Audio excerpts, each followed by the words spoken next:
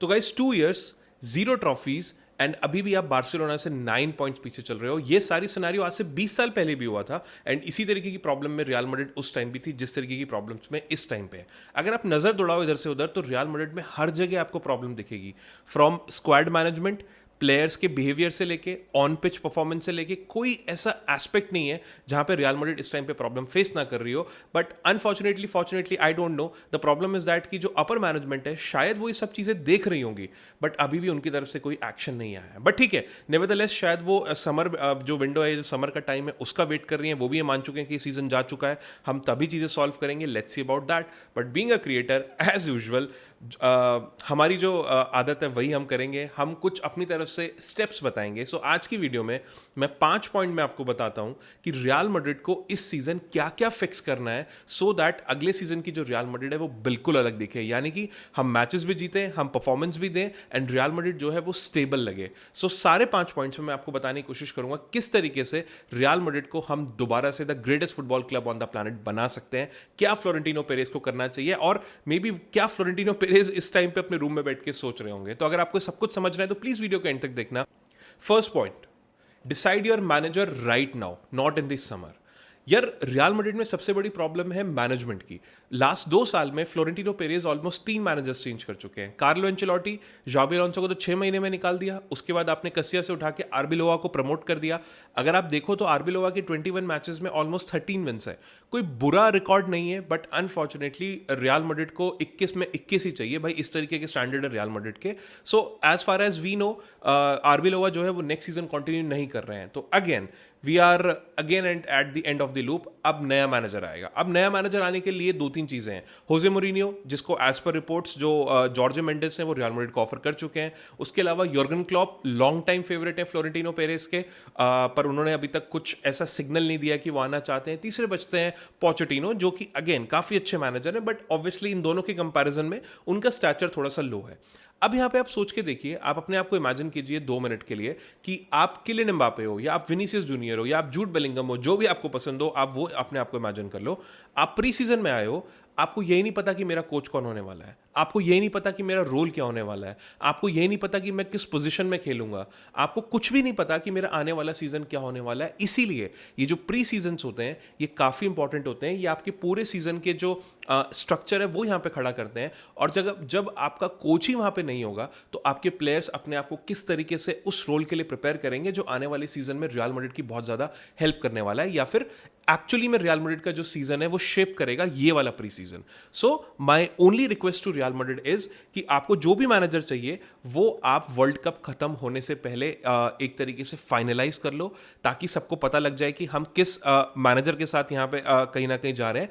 Because हर दिन, हर week, एक एक दिन जो आपका जा रहा है वो आपके प्री सीजन के नजदीक होता जा रहा है। And there could be a possibility कि आप प्री सीजन तो आपने आर्बिलोवा के साथ स्टार्ट करा दिया, उसके बाद आप कोच फाइनलाइज कर रहे हो और फिर आप किसी कोच को लेके आ रहे हो, तो ये सीजन भी रियल मैड्रिड का बहुत ज्यादा प्रॉब्लमैटिक जाने वाला है। Because her coach, her player हमेशा इस प्री सीजन को बहुत इंपॉर्टेंटली देखते हैं, बहुत अगर मैं बोलूं तो प्रोफाउंडली देखते हैं। दूसरे क्लब्स जो हैं वो इस टाइम का बहुत अच्छे से फायदा उठाते हैं। ये वो टाइम होता है जहां पे कोई भी कोच एक्सपेरिमेंट कर सकता है अच्छे से, उसको पता है कि मुझे किस प्लेयर को कहां पे ट्राई करना चाहिए, यहां पे काम करेगा कि नहीं करेगा, मैं इसको यहां पे खिला के देख लेता हूं, टीम की हार्मनी क्या है, बॉन्डिंग क्या है, क्या फॉर्मेशन होनी चाहिए, हर चीज जो है इस मोमेंट पे टेस्ट हो जाती है विदाउट एनी प्रेशर। बाद में करेगा तो फिर गालियां खाएगा, क्योंकि एक्सपेरिमेंट करने के चक्कर में मैच हारेगा तो मैं ही गाली दे दूंगा, राइट? सो माई पॉइंट और my request to Real Madrid is that whoever it is, चाहे वो योर्गन क्लॉप हो, चाहे चाहे होजे मोरिनियो हो, चाहे पोचेटिनो, जो भी आपका मैनेजर है,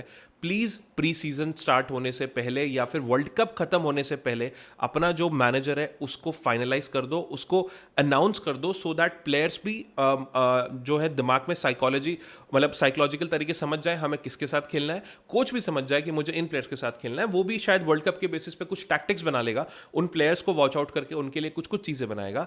एंड रियल मैड्रिड का जो सीजन है वो शायद नेक्स्ट सीजन काफी बेटर हो जाएगा अगर हम जल्दी कोच को फाइनलाइज करके एक फुल प्री सीजन उसको देते हैं तो। Second point, sign a defensive midfielder quickly.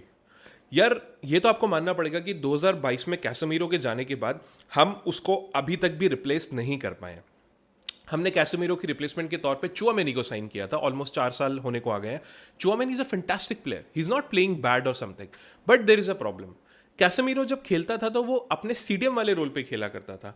हमारा जो चुआमेनी है वो कभी कभार most of the time centre back role में खेल रहा होता है, क्योंकि आपकी इंजरीज इतनी ज्यादा है. उसके बाद अगर आप चुआमेनी को हटा दो तो हमारा कामाविंगा one of the most inconsistent players right now. अगर आप फेडे वेलवर्डे को ले लो तो वो हाई अप द पिच खेल रहा है. सो जो डिफेंसिव मिडफील्डिंग वाला रोल है वो किसी एक स्पेसिफिक प्लेयर के पास है ही नहीं. जो प्लेयर उस रोल में खेल रहा है, कभी वो फुल बैक खेलने लग जाता है, कभी वो सेंटर बैक खेलने लग जाता है, या तो कभी इंजर्ड और जो सबसे इनकंसिस्टेंट प्लेयर है आप उसको खिलाते हो. सो ये जो डिफेंसिव रोल है ये कोई भी एक्सपर्ट प्लेयर यहां पे ले ही नहीं पा रहा है. आप स्टैट्स देख लीजिए, आई थिंक पिछले 9 मैचों में से शायद एक भी क्लीन शीट रियल मैड्रिड नहीं रख पाई है. एलेवेस वाले मैच में आप देख लीजिए 93rd मिनट में आप गोल खा गए. बायर्न के दो लेग देख लीजिए, आपने दोनों लेग में गोल खाए हैं. So defence could be a problem, but यहां पे मैं कह रहा हूं कि डिफेंस शायद हमारे लिए प्रॉब्लम ही नहीं है, बट जो डिफेंस की शील्ड है वो करने के लिए जो हमारे पास डिफेंसिव मिडफील्डर होना चाहिए वो यहां पे प्रॉब्लम है. या तो आप चुआमेनी को परमानेंट सेटल कर दो. अभी कुछ मैचेस से वो खेल रहा है परमानेंट, बट अभी मिलिटाओ इंजर्ड हो गया,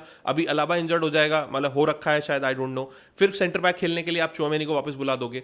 ये सब चीजें एक्सपेरिमेंट हमने कैसेमीरो के साथ करे हैं, एक आधी बार करे हैं, बट इतनी बार नहीं करे जितने हमने यहां पे कर दिए हैं with Tchouameni. So my point is that कि रियल मैड्रिड को अगर अपना डिफेंस स्टेबल करना है तो उनको एक डिफेंसिव मिडफील्डर यहां पे लेना पड़ेगा. अब मार्केट में जो ऑप्शंस ले दे के कहीं ना कहीं बचते हैं वो बहुत ही कम ऑप्शंस है, और वो हम सब उसके बारे में बात कर चुके हैं. एडम वॉर्टन बहुत ज्यादा नाम है. की स्मिथ एक अनदर ऐसा नाम है जिसके लिए दुनिया के काफी सारे जो प्लेयर्स हैं वो इंटरेस्टेड है. मैं जिस एक पर्टिकुलर प्लेयर में इंटरेस्टेड हूं वो है एलियट एंडरसन.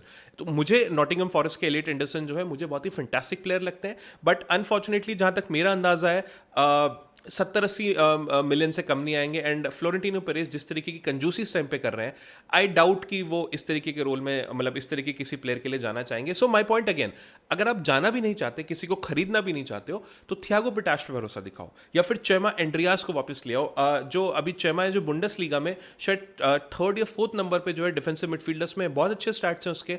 मैं कल एक कंपैरिजन भी पढ़ रहा था. तो अगर आप पैसा भी खर्च नहीं करना चाहते हो तो जो आपके प्लेयर हैं उनको उनकी पोजीशन में परमानेंटली खिलाओ. एंड मुझे ऐसा लगता है कि इसमें एक ऑप्शन और है जिसके लिए आप अभी तक रिग्रेट कर रहे हो, विच इज मार्टिन जुबिमेंडी. अगर आप जुबिमेंडी को उस टाइम पे ले लेते तो शायद ये प्रॉब्लम आपको देखने को नहीं मिलती. अगर आप उसको अभी भी ले सकते हो तो that's well and good, but हाँ मतलब आई डाउट कि ये सब चीज़ होने वाली है. आप बेलिंगम को उस रोल में ज़्यादा दिन नहीं खिला सकते हो. मैंने अपने पिछली वीडियो में भी बोला था, जो बेलिंगम का एक्चुअल रोल है वो आप यहाँ पे ख़त्म कर रहे हो, बेलिंगम को मिडफील्ड में जुगाड़बाजी में खिला के और ये सब चीज़ें करके. सो माई पॉइंट इज दैट कि रियल मैड्रिड को अपनी डिफेंसिव मिडफील्ड को यहां पे स्ट्रांग करना होगा. कामाविंगा को आप सेल कर दीजिए, बिकॉज उसके अलावा आपको बहुत ज्यादा पैसे नहीं मिलेंगे. एक अच्छा सा मिडफील्डर, डिफेंसिव मिडफील्डर जो चुआमेनी को कॉम्प्लीमेंट कर सके, जो एक दूसरे को कॉम्पिटिशन दे सके, वो रियल मैड्रिड को यहां पे खरीदना चाहिए. एंड आई एम 200% श्योर आप जब अपने डिफेंसिव मिडफील्डर को स्टेबल कर लोगे, आपका डिफेंस काफी हद तक स्टेबल होगा, उसके बाद आपका ऑफेंस भी उसके साथ कहीं ना कहीं कॉम्प्लीमेंट करने लग जाएगा. Third point, resolve the Vinicius situation once and for all. Vinicius की सिचुएशन को सॉल्व करना इस टाइम पे रियल मैड्रिड के लिए सबसे बड़ी प्रॉब्लम है, या फिर सबसे बड़ा एक टास्क बचा हुआ है जो कि उनको करना चाहिए. Currently Vinicius is earning around 18 to 20 million and 2027 तक उनका कॉन्ट्रैक्ट है. अब उनको चाहिए 30 मिलियन, यानी कि almost similar to what Mbappe is earning. उसके अलावा बोनसेस एंड एक्सेट्रा. ये हम सब जानते हैं कि फ्लोरेंटिनो पेरेज एक थोड़े से एडमेंट आदमी है, वो इस तरीके का जो वेज स्ट्रक्चर है वो तोड़ना नहीं चाहते हैं, विच इज एब्सोल्युटली करेक्ट. आज विनीसियस के लिए तोड़ेंगे, कल बेलिंगम आ जाएगा, फिर बेलिंगम की फुलफिल करेंगे, फिर फेडरिको वेलवर्डे आ जाएगा, फिर फेडरिको वेलवर्डे की करेंगे, फिर कोई और आ जाएगा, फिर ये तो एंडलेस लूप है, चलता रहेगा. So you always maintain a system और डेकोरम इन द टीम. इसी की लिए रियल मैड्रिड फेमस थी, एटलीस्ट अभी तक तो थी. अब मुझे पता नहीं अगर ये विनीसियस की जो डिमांड्स हैं उस पर घुटने टेक दें तो. हमने इसी वजह से रोनाल्डो को जाने दिया, हमने इसी वजह से रामोस को जाने दिया, हमने बड़े से बड़े प्लेयर्स की कभी नहीं सुनी. तो I don't know why these rumours are circulating कि फ्लोरेंटिनो पेरेज जो है वो विनीसियस जूनियर की सुनेंगे. मुझे अभी तक to be honest in rumours में कोई ऐसे ही बहुत ज्यादा सॉलिडारिटी नहीं देखी, but let's see, Florentino Perez कुछ भी कर सकते हैं भाई, to be honest. Okay, so now coming back to the main problem. अगर आपको अपनी टीम की हारमनी बनानी है, मतलब आप पिछला मैच उठा लो एलेवेस वाला, एक लॉन्ग शॉट बैंगर जो है विनीसियस जूनियर ने मारा है, उससे पहले जो सैंटियागो बर्नाब्यू का क्राउड है वो उनको बू कर रहा है, उसके बाद वो गोल मारते हैं और फिर अपोलोजाइज कर रहे हैं.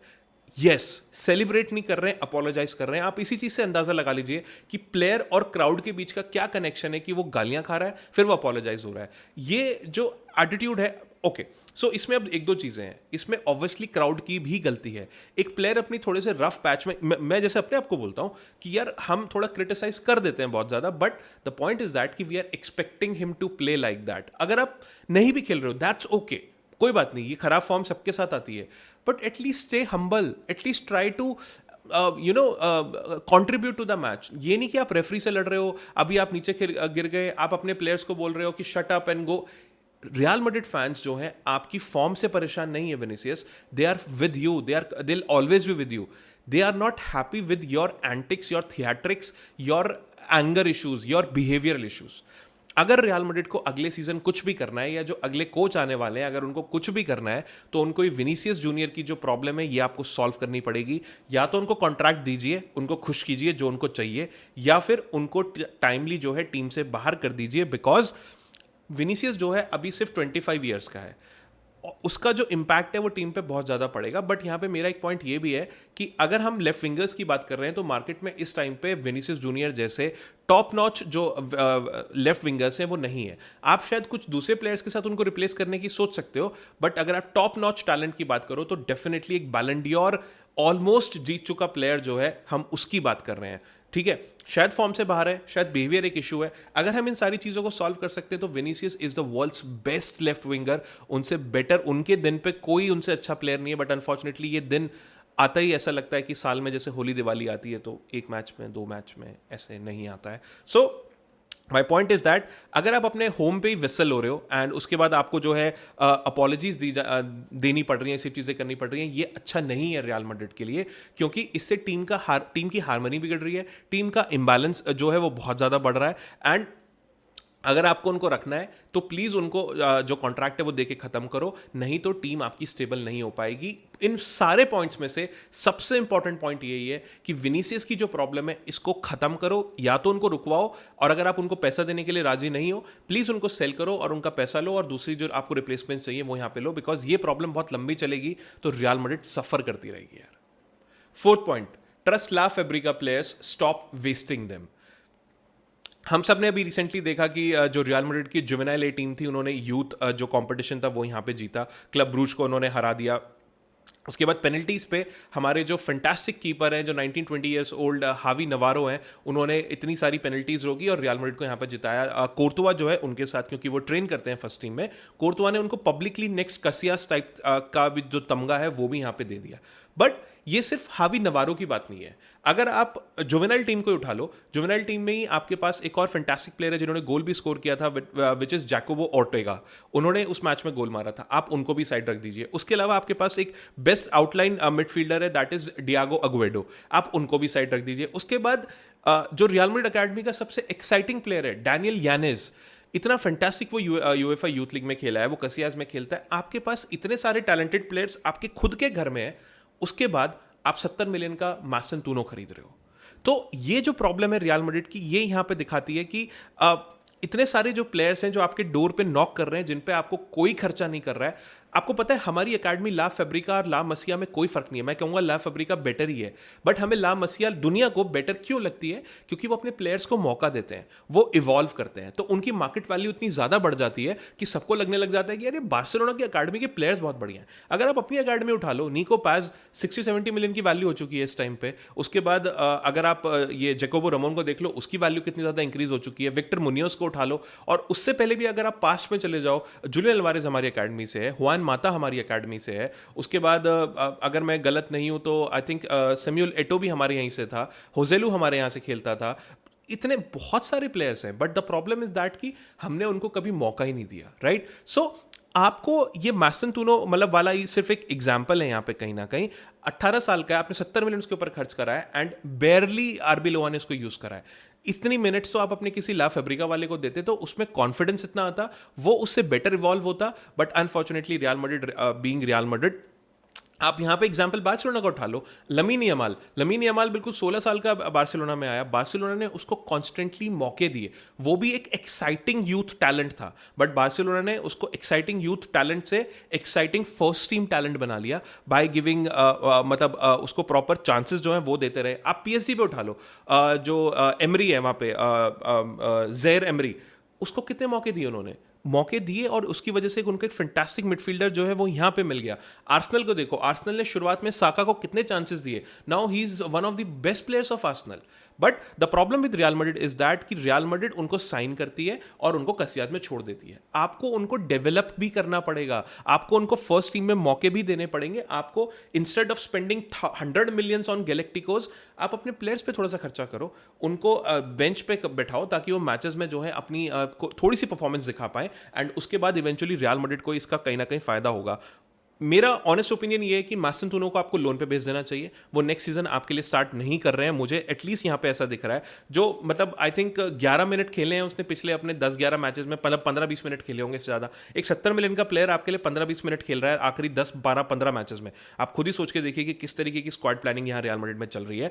एंड उसके अलावा आपको जो है अक्वाडो को सीनियर टीम में डालना चाहिए, आपको डैनियल यानेस को टीम में डालना चाहिए। उसके अलावा आपको वाल्डेपेनास, हिमेनेस जैसे और हावी नवारो जैसे कितने सारे प्लेयर्स हैं, इनको आपको फर्स्ट टीम में शिफ्ट करके मौका देना चाहिए। जो आप वो 2 टीमों की बात करते हो ना जो जिदान ने बनाई थी, टीम ए टीम बी, तो ये टीम भी तो आपके पास रेडी है ना भाई।